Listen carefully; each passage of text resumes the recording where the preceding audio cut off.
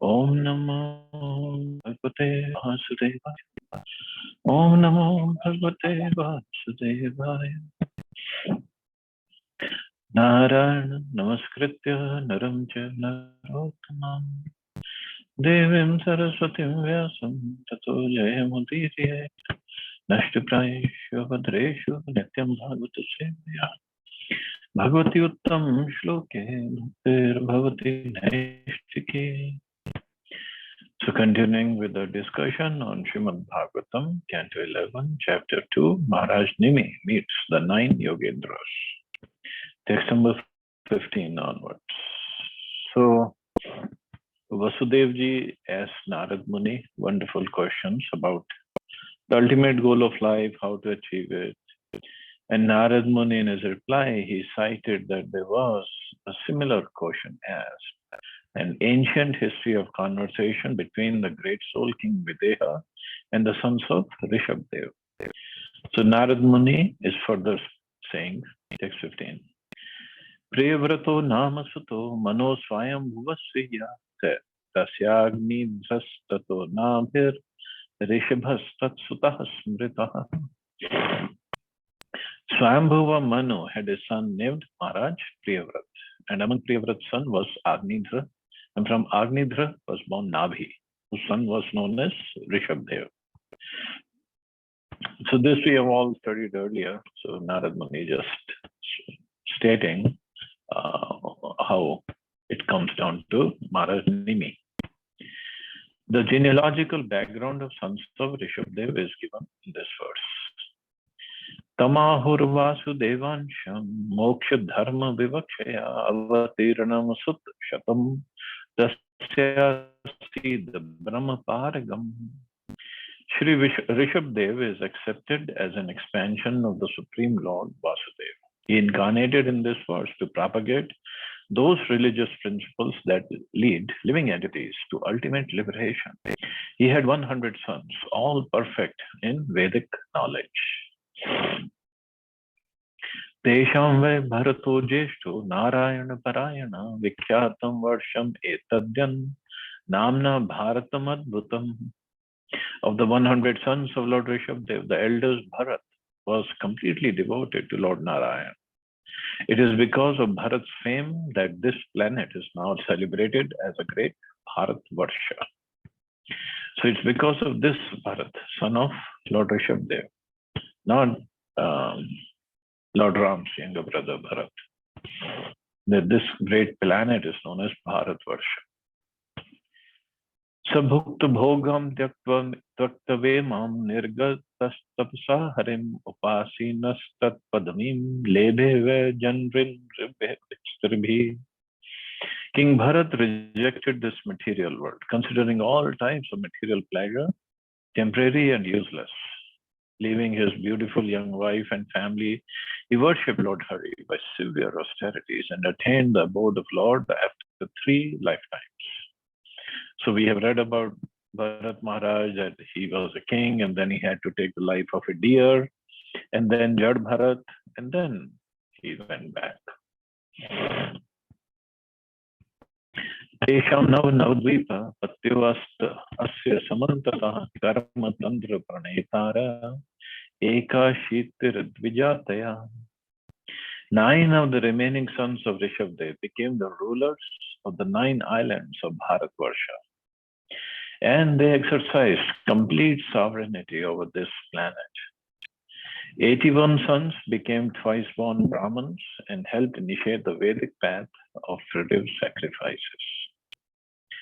The 9 Dvipas or islands ruled by 9 sons of Rishabdev are the 9 Varshas of Jambudvip, namely Bharat, Kinnar, Hari, Kuru, Hiranmay, Ramyak, Ilavrit, Bhadrashva, and Ketuman. So this all we have studied earlier. So 81 sons became Brahmins, 9 sons became rulers of 9 islands. Bharat Maharaj, he went back home. So 9 sons were left.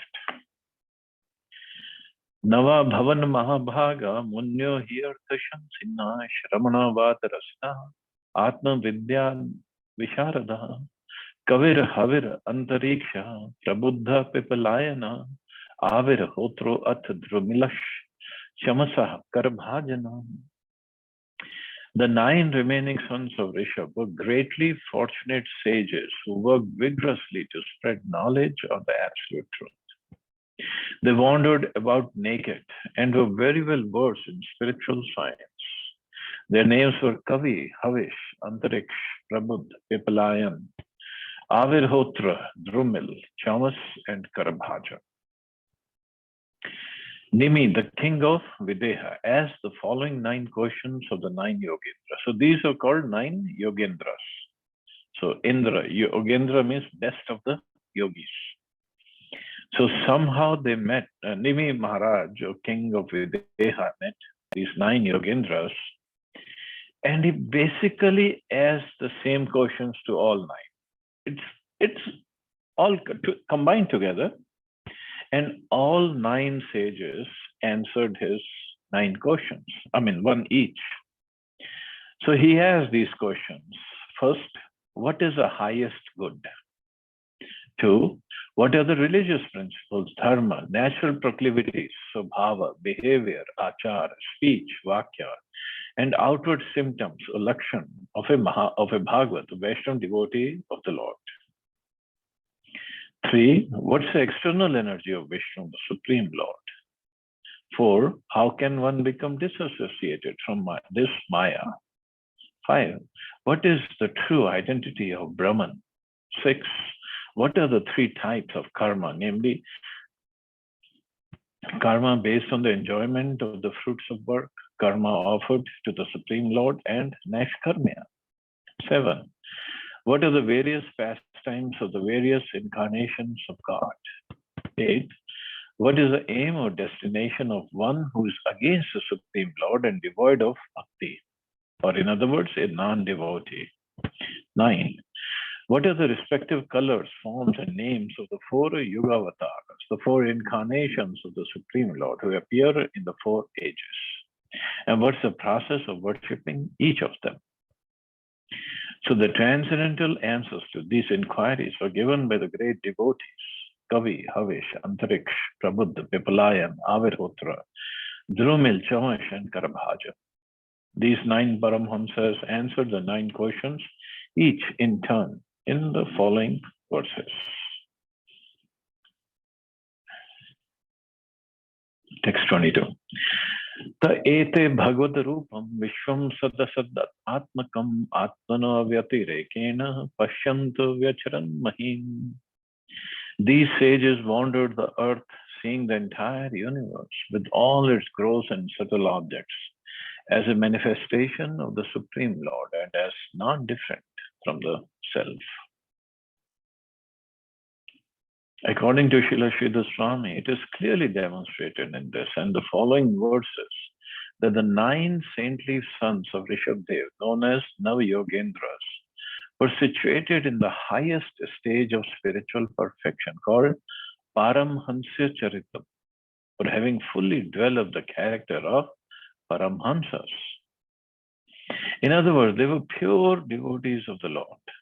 According to Sridhar Swami and Jiva Goswami, the word Atmano Avyatirekena indicates that the 9 sages saw the universe as being non-different from themselves, as well as non-different from the Supreme Soul, Lord Krishna.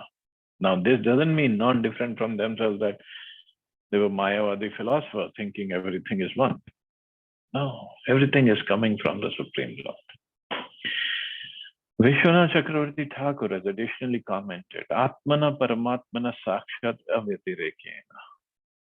Atmana indicates the super soul. This universe is not different from the Supreme Personality of Godhead, Paramatma, since the entire universe is composed of His energy. It's not, the universe is not God, it's His energy. But energy is His, so in a way it's not different. Although it is stated here that the cosmic manifestation is non-different from both the living entity and the Supreme Personality of Godhead, one should not think that either the living entity or the Supreme Lord is material. A Vedic aphorism states, Asango hi ayam purusha. The living entity and the Supreme Personality of Godhead has nothing to do with this material world. Furthermore, Bhagavad Gita says that the entire universe, consisting of 8 gross and subtle elements, constitutes the Bhinna Prakriti or Apara Prakriti, the separated inferior energy of the Supreme Personality of Godhead. Lord Krishna clearly states in Bhagavad Gita that he has eternally established his own abode in the kingdom of God, where life is eternal, full of bliss and knowledge. And that the living entity, being part and parcel of God, is also eternal. Furthermore, once having gone to that eternal abode of the Lord and the living entity never returns to this temporary manifestation. So we are separate from it, but they saw it same because we all are energy of the Lord. In that way, they saw everything as one. One may therefore ask why the living entity and Supreme Lord are stated to be non-different from this material universe.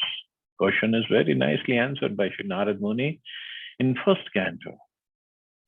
The Supreme Lord, personality of Godhead, is himself this cosmos, and still he is aloof from it, or still he is separate from it. From him only has this cosmic manifestation emanated. In him it rests, and unto him it enters after annihilation. Commenting on Narad's statement, Srila Prabhupada has very nicely explained this delicate philosophical point. For a pure devotee, the conception of Mukunda, Lord Shri Krishna, is both personal and impersonal. The impersonal cosmic situation is also Mukunda because it's the emanation of the energy of Mukunda, because it's coming from Mukunda. For example, a tree is the complete unit, whereas the leaves and branches of the tree are emanated parts and parcels of the tree. The leaves and branches of the tree are also the tree, but the tree itself is neither the leaves nor the branches. So they're all a parcel of the tree, or part of the tree. The Vedic version that the whole cosmic creation is nothing but Brahman means that since everything is emanating from the Supreme Brahman, nothing is apart from him. Similarly, the part and parcel, hands and legs are called the body. But the body as a whole unit is neither the hands or the legs. I mean, the hands or legs can be called the body because they are part of the body, but body is not only hands and legs.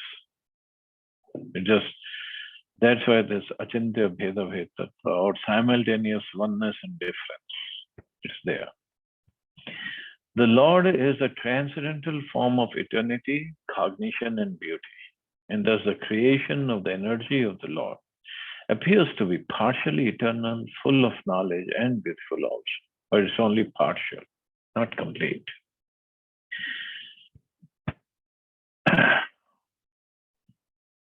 So according to the Vedic version, the Lord is naturally fully powerful, and thus his supreme energies are always perfect and identical with him. Both the spiritual and the material skies and the paraphernalia are emanations of the internal and external energies of the Lord. External energy is comparatively inferior, whereas internal energy is superior. The superior energy is living force, and therefore she is completely identical with the Lord. But the external energy, being inert, is partially identical. But both the energies are neither equal to nor greater than the Lord, who is a generator of all energies. Such energies are always under his control, exactly as electrical energy, however powerful it may be, is always under the control of the engineer. Of course, this is a mundane example. Engineer is not the producer of electrical energy, just to show that although it's very powerful, it's always under the control.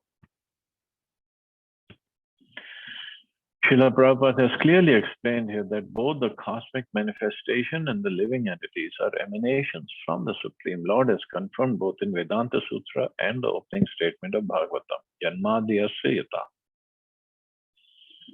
So everything comes from the Supreme Lord, so he is the source of everything, but he is not everything.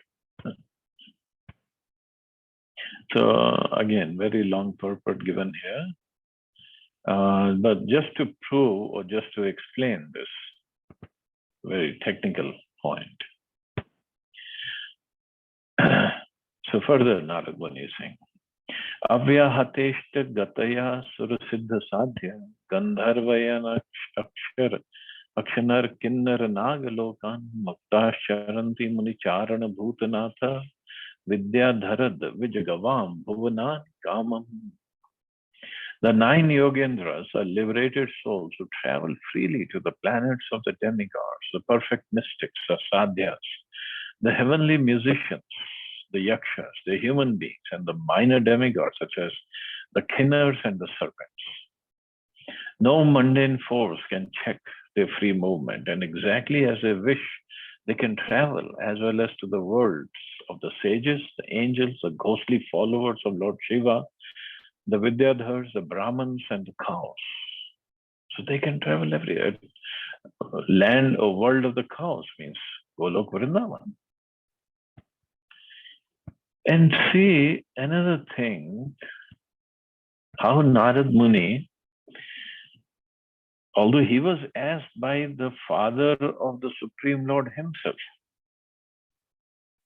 and he could have answered the questions very easily. He knows the truth. But here, he is citing this example. First reason is that this is parampara system. We don't make, of course, Narad Muni is not going to make up any philosophy or anything, but he's following the parampara system. Secondly, he is glorifying, he's giving credit to the 9 yogendras. Very humble. Only when we are humble, we can glorify others. Because to glorify others, we have to take a lower position. And see how he is glorifying Nav Yogendras. He himself can also travel everywhere. But he's saying they're liberated souls who travel freely to the planets. And earlier he said they are the Paramhansas. And even if Narad Muni had not cited this example or this conversation, he himself could have answered Vasudevji's question, and it would have been absolutely perfect, no faults. But he wanted to cite this. See, but this is humility. This is real humility. He could have said, "Oh, I think this is what it is," and that's it. And to cite this conversation, Narad Muni must have heard it somewhere. So he is always eager to hear the spiritual conversations wherever they are happening. He's eager to hear about Krishna or the spiritual questions and answers. This is how we should be. He's setting us a wonderful example for us to follow. So he said, no mundane force can check their free movement, and exactly as they wish, they can travel anywhere in the world and in the universe. Ta ekada, so one time, nime satram upajagmur yadrichaya vitayamanam rishibhir ajanabhe mahatmana. Once in Ajanab, the former name of the earth, they came upon the sacrificial performance of the great soul Maharaj Nimi, which was being carried out under the direction of elevated sages. Tan drishta surya sankasham maham bhagavatan nripa yajamano agneo vipra sarva evo patasthare. My dear king, seeing those pure devotees of the Lord who rival the sun in brilliance, everyone present, performer of the sacrifice, the Brahmins, and even the sacrificial fires, stood in respect, seeing all these 9 yogendras.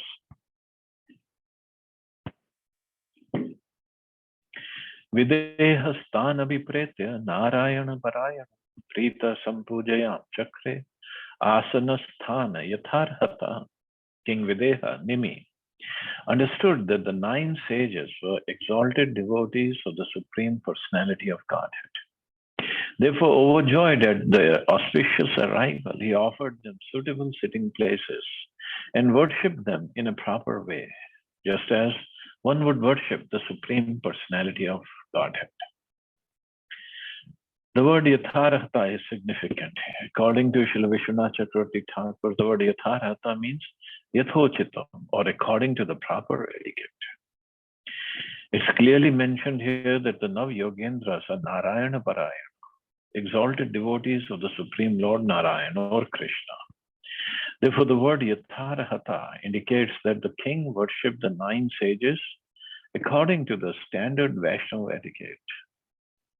The etiquette for worshipping exalted Vaishnavas is expressed by Vishwanath Chakravarti Thakur with the words Sakshat Dharitvena Samsta Shastra. An exalted Vaishnava, being totally surrendered to the will of the Supreme Lord, is taken to be a transparent medium for the Lord's will. In the Chaitanya Charitamrita, it is stated that even by a moment's association with the pure devotees of the Lord, one can achieve all perfection in life. Therefore, as indicated by the word Prita, King Nimi was overjoyed by the auspicious arrival of the sages, and therefore he worshipped them as one would worship the Supreme Personality of Godhead. So this is how he welcomed them. King Nimi was a Vaishnava, and therefore he worshipped the great sages with the same respect with which he would worship the Supreme Personality of Godhead, as shown by the word Yatharahata. Although impersonalists falsely claim that every living entity is equal to God, they cannot properly respect any living being because of their original offense at the lotus feet of the Supreme Personality. Their so-called worship, even of their own gurus, is ultimately self-serving and opportunistic. So impersonalists, they think that everybody is God, I'm God, you're God, we all are gods. So when they worship each other, so their idea is, I have become God. When an impersonalist imagines that he has become God, he has no further need for his so-called guru. The Vaishnava, however, because he accepts the supremacy of the eternal personality of Godhead, is ready and willing to offer eternal respect to all living beings, especially to those most fortunate living beings who have achieved shelter at the lotus feet of the Lord. A Vaishnava's worship of the Lord's representative is not self-serving or opportunist, but is an expression of eternal love for the Lord and his representatives, as indicated here by the word Prita. Therefore, it is clear from this verse that not only the 9 exalted sons of Rishabdev, but also King Nimi himself were all great devotees of the Supreme Personality of Godhead. So further, Narad Muni says, Stanaroch manam swarucha brahma putropa manava paprich param pritaha prashrayavanato nripaha. Overwhelmed by transcendental joy, the king humbly bowed his head and then proceeded to question the 9 sages. These 9 great souls glowed with their own effulgence and thus appeared equal to the 4 Kumaras, the sons of Lord Brahma. Srila Sridhar Swami has pointed out that the word Swarucha indicates that the 9 Navayogendras glowed from their own spiritual effulgence and not due to their ornaments or any other cause. They were practically roaming around naked. So they had nothing on their body, but they were effulgent. The Supreme Lord, Lord Krishna, is the original source of all light. His brilliantly glowing body is the source of all pervading Brahm Jyoti, the immeasurable spiritual light that is a resting place of innumerable universes. The individual soul, being part and parcel of the Lord, is also self-effulgent. In fact, everything in the kingdom of God is self-effulgent. And that is why those who are Krishna conscious, because the spiritual power or spiritual or the soul or the spiritual body is shining forth, so they show some radiation. intense effulgence. It has already been described in many ways that the Nav-Yogendras were pure devotees of the Lord. Being completely Krishna conscious souls, they naturally radiated the intense effulgence of the soul, as indicated here by the word Swarucha. Srila Sridhar Swami has also pointed out that the word Brahma Putropama, meaning equal to the sons of Brahma, indicate that the Nav-Yogendras were on the same spiritual platform as the four exalted Kumara brothers. It has been described in the fourth canto that Maharaj Prithu received the four Kumaras with great love and reverence. And here King Nimi is similarly receiving the 9 sons of Lord Rishabdev. Receiving exalted Vaishnavas with love and reverence is standard spiritual etiquette for those who desire progress and happiness in life. So wonderfully he received them, although he was in the middle of the sacrifice, but he started asking them questions. Questions also, since they were related to Krishna, related to self-realization, related to how I can make progress spiritually, very well articulated questions and the wonderful persons to ask them from. So we'll stop here, and tomorrow we'll take up whatever questions Maharaj Nimi asks. If anybody has any questions or comments.